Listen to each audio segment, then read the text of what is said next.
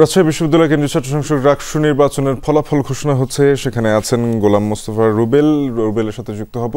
আর রুবেল জানাবেন যে একেবারে রাতের শেষ ভাগে আমরা আছি, ফলাফলের জন্য আর কতক্ষণ অপেক্ষা করতে হবে, পাশাপাশি যেই কেন্দ্রগুলোতে ফল ইতিমধ্যে এসে গেছে সেখানে কারা এগিয়ে।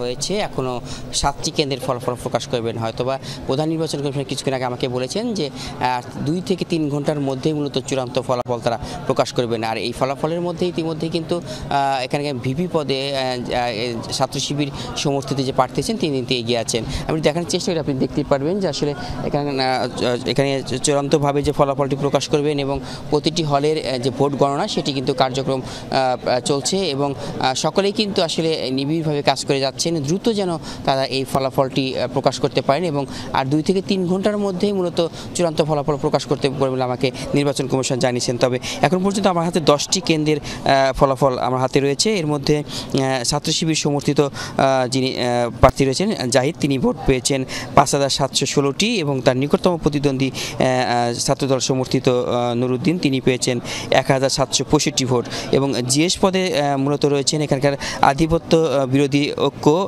এখানকার যিনি জিএস পদে দাঁড়িয়েছেন সালাউদ্দিন আমরান, তিনি ভোট পেয়েছেন 5857 ভোট এবং তার নিকটতম প্রতিদ্বন্দ্বী ছাত্র শিবির সমর্থিত ফাহিম রেজা, তিনি পেয়েছেন 3205 ভোট এবং এজিএস পদে কিন্তু ছাত্র শিবির সমর্থিত প্রার্থী সালমান সাব্বির, তিনি পেয়েছেন 3589 ভোট এবং তার নিকটতম প্রতিদ্বন্দ্বী এখন পর্যন্ত লড়ছেন জাহিদ বিশ্বাস ঈশা, তিনি 2601 ভোট।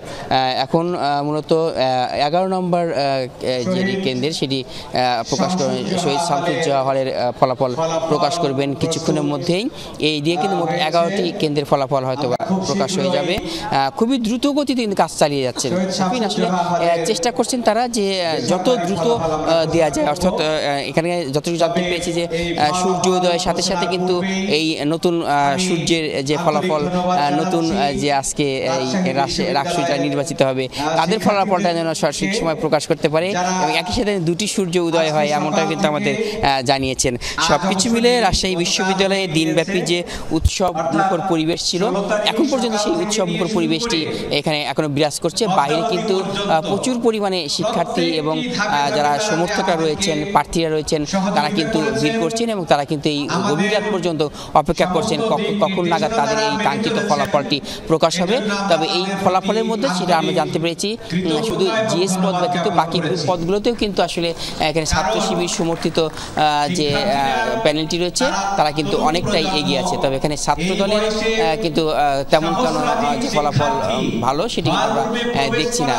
তবে এই যে ছাত্র শিবির এগিয়ে থাকার কারণে কিন্তু ছাত্র শিবির সমর্থিত যারা শিক্ষার্থী রয়েছেন তারাও কিন্তু অনেকটা উৎসবমুখর পরিবেশ এবং উৎসব তাদের মাঝে দেখছি। সব কিছু মিলে অর্থাৎ 2 থেকে 3 ঘন্টার মধ্যে বলা হয়েছে যে চূড়ান্ত ফলাফলটি প্রকাশ করবেন। সকলেই অপেক্ষা করছেন সেটার জন্য, নির্বাচন কমিশনের চেষ্টা চালিয়ে যাচ্ছেন। অর্থাৎ অনেকটাই সুষ্ঠু এবং সুন্দর পরিবেশের মধ্যে রাজশাহী বিশ্ববিদ্যালয়ে রাকসুর এই ফলাফলটি শুনছিলাম। আপনি বলছিলেন যে বাইরে অনেক সমর্থকরা, শিক্ষার্থীরা অপেক্ষায় আছেন যে কোন মুখগুলো আসছে ছাত্র সংসদের সেই প্রতিনিধিত্বকারী হিসেবে। তো সেখানে তাদের সাথে আপনার কথা হয়েছে কিনা, যারা অপেক্ষায় আছেন শিক্ষার্থীরা, তারা এখন কি বলছেন? এই ফলাফল যেহেতু পর্যায়ক্রমে আসতে শুরু করেছে, সেগুলো নিয়ে তাদের আসলে পর্যবেক্ষণ কি? অপেক্ষায় বসে আছেন এবং তারা কিন্তু বাইরে প্রচুর ছাত্রছাত্রী রয়েছেন, তারা কিন্তু সেখানে ভিড় করছেন এবং তারা কিন্তু অনেক ফলাফল একটি করে যখন কেন্দ্রের ফলাফল প্রকাশ হয় তারা উল্লাস করছেন। আসলে শিক্ষার্থীরাও কিন্তু তাদের যে অনুভূতি সেটা কিন্তু বলছেন যে তারা যাকে ভোট দিয়েছেন সেই যোগ্য প্রার্থী যেন নির্বাচিত করেছেন তারা এবং সেটা ফলাফল যেন দ্রুত প্রকাশ হয় এমনটা কিন্তু তাদের কাছ থেকে জানতে পেরেছি। সাফিন। রুবেল, আপনাকে ধন্যবাদ। আমরা নিশ্চয়ই পূর্ণাঙ্গ ফলাফল জানতে আবারও আপনার কাছে যাব।